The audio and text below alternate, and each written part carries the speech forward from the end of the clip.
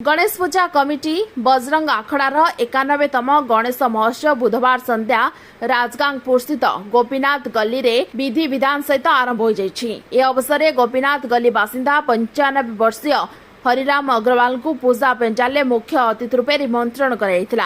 Committee तरफ तांको स्वागत संबर्धना मध्य कराइथिला। सर्वप्रथमे मुख्य अतिथि फीता काटिबा परे दीप प्रज्वलन करथिले। तापरे पूजा कमिटी गणेश पूजा महोत्सव शुभारंभ कराइथिला। ए अवसर में राजेश सुल्तानिसा, अजय नरेश, दिनेश चौधरी, राजकुमार राजेश, मनोज अजय, राकेश शर्मा, प्रकाश परमेश्वर, सुल्तानिसा, प्रदीप तुलसानिजा, नीरज, अभिषेक, अनिल, ब्रजेश, विजय, कन्हई, मनीष, मुना प्रमुख उपस्थित रही। यह अवसर में वरिष्ठ सांबादिक राजेश दाहिमा, आशीष शतपथी, गौतम मिश्र, राजा खां प्रमुख को उपजंकन प्रदान कर सम्मानित कराइथिला। मोची राजेश सुल्तानिया आमर श्री गणेश पूजा कमिटी बजरंग अखाड़ार जने साधारण सदस्य।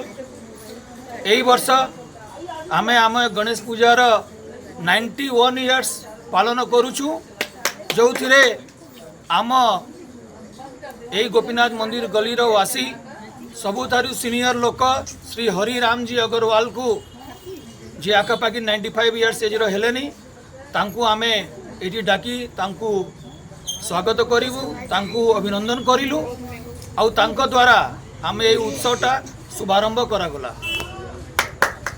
राजगांगपुर राजेश दाइमा रिपोर्ट ओटी लाइव। अधिक खबर देखा ओटी लाइव को सब्सक्राइब करंतु एवं ए खबर को अधिक शेयर करंतु।